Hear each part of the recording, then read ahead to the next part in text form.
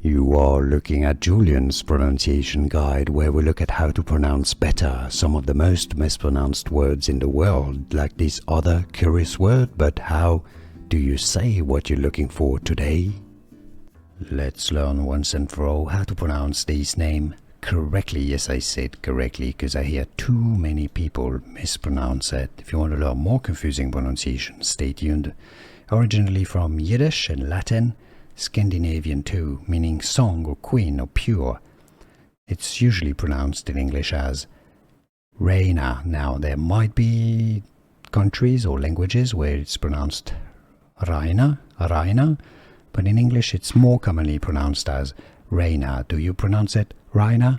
Let us know in the comments where you're from as well, or your origins, your ethnicity maybe, so we know. Here are more videos on how to pronounce more confusing words and names too many mispronounced. Like this video if you found it useful. I appreciate your support. I'll see you soon and thanks for watching.